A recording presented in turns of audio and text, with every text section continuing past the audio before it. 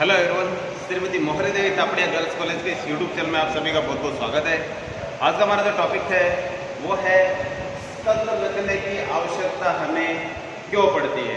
उस टॉपिक के बारे में हम चर्चा करेंगे आज कि हमें स्कंद किस कारण से रखना होता है, क्या वो रीज़न थे जिसकी वजह से हमने अपनी कंपनी में स्कंद रखा था और किन किन चीज़ों से हमें फ़ायदा मिला और कौन कौन से हमें नुकसानों से बचाव मिल सकता था। तो इस तरीके से कुछ इसके रीज़न थे।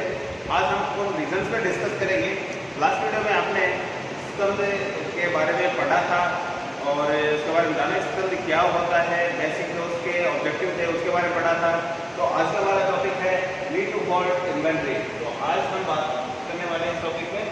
तो इस टॉपिक का जो सबसे पहला टॉपिक है वो है निर्बाध उत्पादन के लिए स्कंद क्यों रखते हैं। यदि आपकी कंपनी में आपको प्रोडक्शन है जो यदि कहीं बीच में रुक जाए तो कहीं ना कहीं आपको नुकसान होगा, लेबर का नुकसान होगा, आपकी मार्केटिंग खराब होगी और कहीं ना कहीं आपको बड़ी मात्रा में लॉस होगा।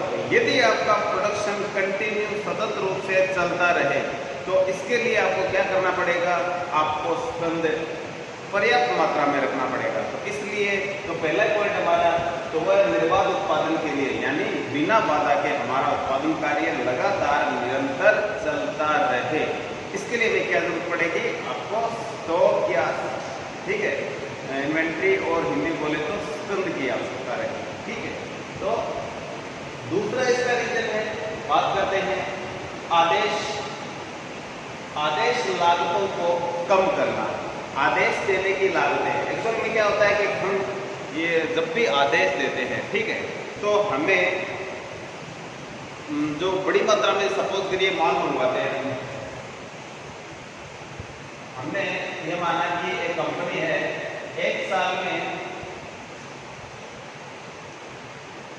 एक आदेश देती है, ठीक है, एक आदेश देंगे तो लाने और ले जाने की जो लागत होती है, ठीक है, किराया भाड़ा वो सारे जो जोड़े अपन जो कागजी कार्रवाई का अगर टोटल जोड़े वो आदेश लागतों में तो एक आदेश देता है तो ये मानिए कि 5,000 ये एक्स्ट्रा खर्चा एक आदेश में 5,000 खर्चा होता है लाने ले जाने का और एक्स्ट्रा जो चार्जेस होते हैं जैसे फाइलिंग का, कागजी कार्रवाई से संबंधित है। इसके अलावा जो इसमें और भी छोटे मोटे जो लाने ले जाने से जुड़े वो सारे खर्चे हो सकते हैं, माल उतारने का, चढ़ाने का, वो तो सारा। यदि ये आदेश हम एक देते तो 5,000 खर्चा लगता है, ठीक है, और यदि हम साल में सपोज क्या एक आदेश का मतलब एक बार में ही माल मंगवाया अपन ने, यदि हम आदेश देते हैं दो आदेश का मतलब होगा साल में हमने कितनी बार मंगवाया माल, 2 बार मंगवाया हमने। 2 बार यदि आदेश देते हैं तो ये 5,000 रुपये हो सकता है कि पूरे 5 नहीं लगे, लेकिन हो सकता है थोड़े कम हो जाए तो 4 लगेगी तो 8,000 का खर्चा आएगा हमारा 2 आदेश में। और यदि इतने माने तो ये हमारा खर्चा बताएं तो 10,000 हो जाता है। यदि हम 4 आदेश देते हैं तो देखिए 1 यदि 4 आदेश की बात करें तो खर्चा हमारा हो जाएगा 20,000 रुपये। तो इस तरीके से कहने का मतलब जितने ज़्यादा आदेश देंगे माल को मंगवाने के लिए उतने ही ज़्यादा हमारे क्या होने वाले हैं, खर्चे होने वाले हैं। तो इन खर्चों से बचने के लिए इनको हम बोलते हैं आदेश देने की लागत, वो कम करने के लिए एक संस्था पर्याप्त मात्रा में क्या रखती है, स्टॉक अपने पास रखती है। जो माल है, कच्चा माल है, वो अपने पास रखना चाहिए।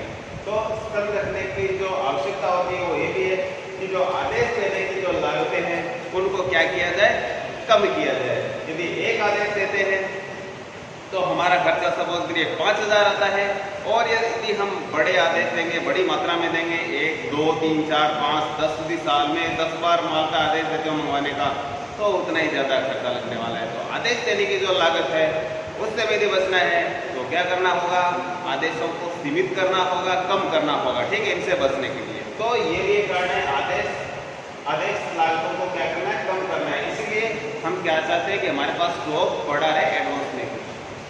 तीसरा जो इसका रीजन है वो है मात्रा छूट पाने के लिए।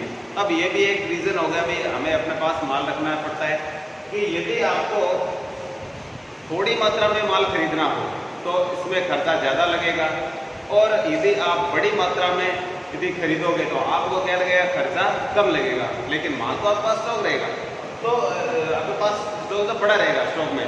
तो इसके लिए भी हमें क्या जरूरत पड़ती है, स्टॉक रखने की आवश्यकता होती है।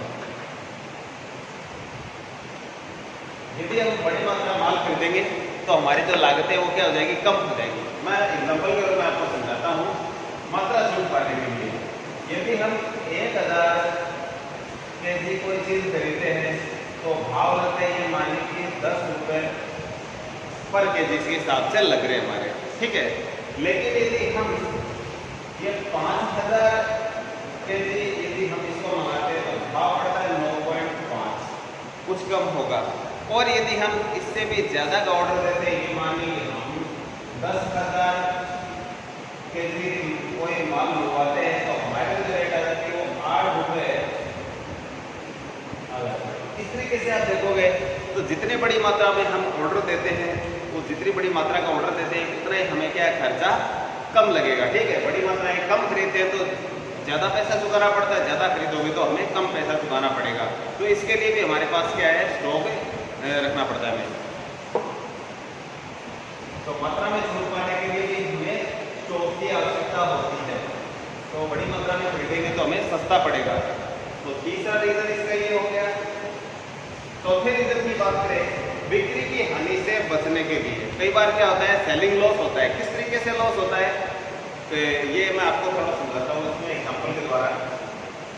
ये मानिए कि मार्केट में, ठीक है, आपके 100 बोरी माल निकल रहा है, 100 बैग आपके माल निकल रहे पर डे, लेकिन आपके पास स्टॉक की कमी हो गई है। अब आपके पास स्टॉक ही नहीं है, कच्चा माल ही नहीं जिसको आप तैयार माल में बदल सको। तो बैग्स की संख्या में लगातार यदि आपके पास माल नहीं होगा तो मानिए कि 60 बैग लगातार 5 दिन है जो ये गया, तो इसका मतलब आप समझते हो कि 40 बैग का 5 दिनों तक हमें लॉस हुआ है।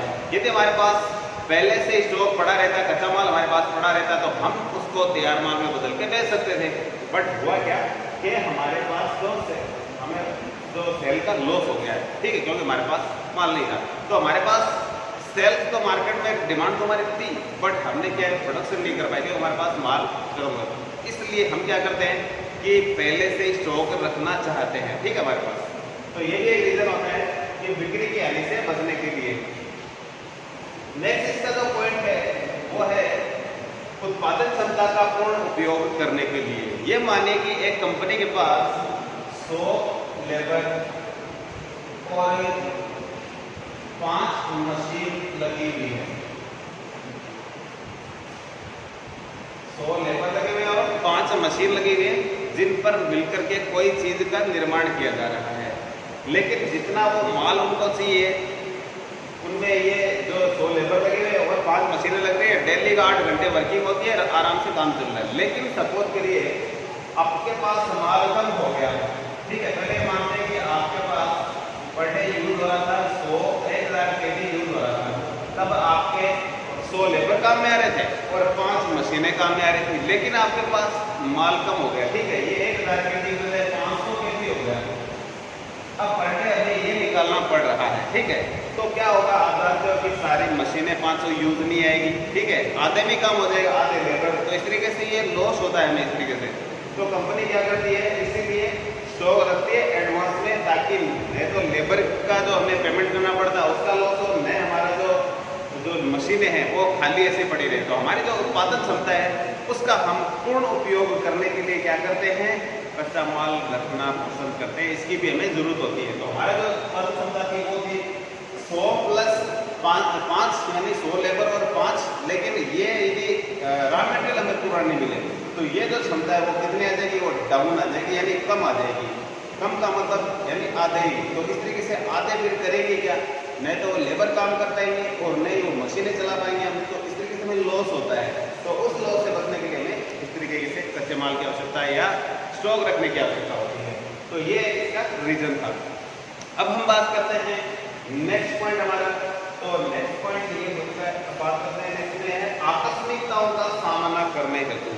कई बार क्या होता है, जहाँ से हम रॉ मटेरियल मंगवाते हैं वहाँ क्या हो सकता है, हड़ताल हो जाए, या हो सकता है मार्केट में किसी प्रकार का दंगा फैल जाए जिससे कि हमें कच्चा माल आसानी से नहीं मिल पाए, या हो सकता है कोई और प्रकार की हड़तालें हो जाए, तालाबंदी हो जाए। तो ये समस्याएं हमें पहले से ही सोच के रखनी चाहिए कि हो सकता है कि 1 महीने हमारा मार्केट नहीं खुले, ठीक है, 1 महीने हमारे हड़ताल और तालेबंदी वगैरह स्थिति हो जाए तो हम कच्चा माल कहाँ से लेके आएंगे?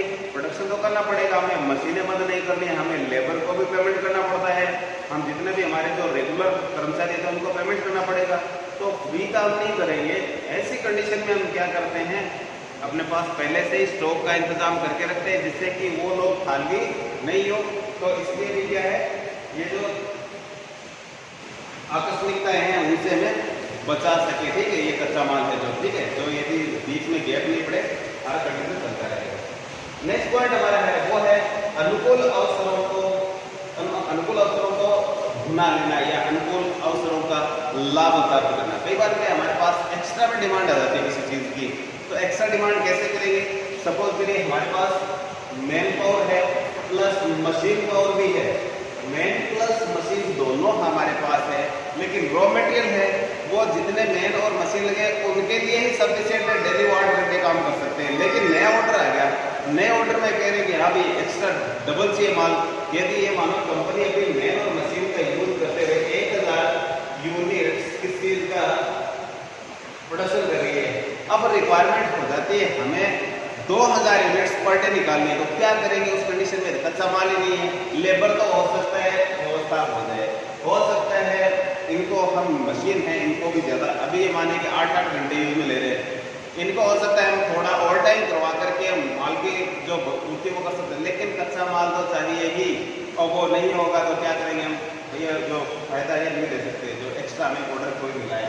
तो इस तरीके से जो कहने मतलब है अनुकूल अवसर कई बार एक्स्ट्रा जो हमें ऑर्डर मिलते हैं उनका लाभ हम नहीं उठा पाते हैं, तो इसके लिए भी हमें क्या है, कच्चे माल की आवश्यकता होती है। नेक्स्ट हमारा जो पॉइंट है वो है ख्याति हेतु।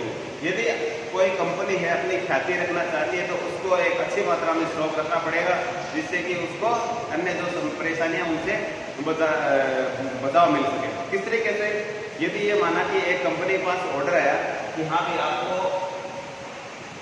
100 यूनिट्स का प्रोडक्शन करना है, ठीक है, और कंपनी है जो डेली 70 यूनिट्स का प्रोडक्शन कर रही थी, अब एक्स्ट्रा 30 यूनिट ही तो है, ठीक है ना, जिनका हमें प्रोडक्शन करना है। यदि ऑर्डर दे दिया किसी ने तो हम उसको मना करेंगे, कंपनी सपोज करिए हमारी कंपनी, हम उसको मना कर देंगे, हमारे पास इतनी व्यवस्था नहीं है, तो वो क्या सोचते हैं कि यार क्या बंदे इनके पास खाली 30 यूनिट तो एक्स्ट्रा तैयार करनी है, इनके 30 के जो लिए इनके पास कच्चे माल की व्यवस्था नहीं है, तो फिर ये क्या है? तो फिर लोगों के दिमाग में कंपनी की तरफ से क्या है, एक नेगेटिव विचार जाता है और ख्याति क्या होती है, खराब होती है, जो गुडविल होती है वो उसकी क्या है, कहीं कहीं कमी आएगी। लोगों के दिमाग में होगा कि नहीं इस व्यक्ति की हैसियत नहीं इतनी कि ये थोड़ा बहुत भी एक्स्ट्रा काम कर सके।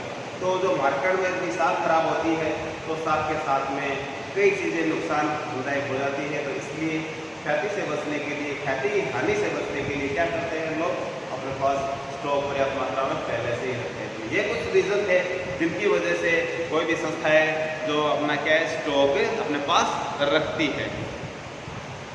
तो दूसरा हमारा जो टॉपिक जो बात करने वाले हैं वो है अनावश्यक स्कंद से क्या क्या लॉस हो सकता है। हमने अभी बात करी स्कंद रखने की आवश्यकता क्यों है। यदि हम बात करें कि हमारे पास जरूरत से ज्यादा यदि स्टॉक आ गया है तो उससे भी कुछ नुकसान हो सकता है क्या? बिल्कुल नुकसान कुछ न कुछ होते भी हैं। तो उनके बारे में बात करते हैं, वो है यदि आपके पास अनावश्यक स्टॉक है तो कोसों का अनावश्यक विनियोग हो जाएगा। यदि आपके पास पैसे पड़े हुए थे, आपने फालतू में इधर इन्वेस्ट कर दिया, माल पड़ा हुआ है, माल निकल रहा है धीरे धीरे, यदि वो जो कॉस्ट है यानी पैसा था हमारा, यदि उसको कहीं अन्य जगह लगाते तो हो सकता है ज़्यादा कहीं से प्रॉफिट हो सकता था, ज़्यादा कहीं से लाभ मिल सकता था। इस तरीके से पहला हमें कोसों का अनावश्यक विनियोग करने से ये लॉस हो सकता है। दूसरा है भंडार में लागतों में वृद्धि। इसका मतलब है कोई भी माल लाओगे तो कहीं पे हमें उनको जो भंडार है वहाँ रखना पड़ेगा, ठीक है, तो वो स्टॉक सारा कहीं रखेंगे तो लागतें लगेगी उनकी, ठीक है। यदि खुद का नहीं है तो किराए से दिया तो किराया लगेगा, ठीक है। तो इस तरीके से हमें जो भंडारण लागतें हैं उनमें भी वृद्धि देखने को मिलती है। और नेक्स्ट पॉइंट हमारा स्कंद मात्रा में ह्रास। यदि बड़ी मात्रा में माल पड़ा रहेगा तो कहीं न कहीं उसमें छिद्रत है, जो कमी है वो कहीं ना कहीं से होती ही है। ठीक है, तो जो पड़ी हुई चीज़ें खराब हो जाती है ना कई बार, जैसे मान लो कि अगर माल सड़ ही जाता है या हो सकता है वहाँ दवाइयाँ डालनी पड़ती है, तो इधर उधर से लाने ले जाने में कहीं ना कहीं थोड़ी बहुत मात्रा है उसमें कमी आएगी ही।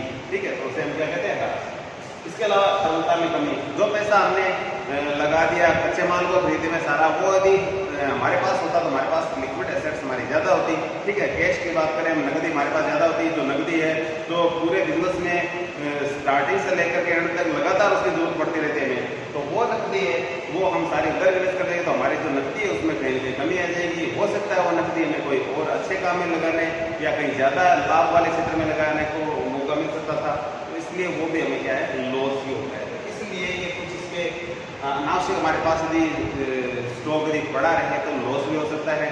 तो आज के वीडियो में इतना ही, मिलते हैं नेक्स्ट वीडियो में। तो अपने वीडियो को लाइक कीजिए, चैनल को लाइक कीजिए, शेयर कीजिए एंड सब्सक्राइब कीजिए। धन्यवाद।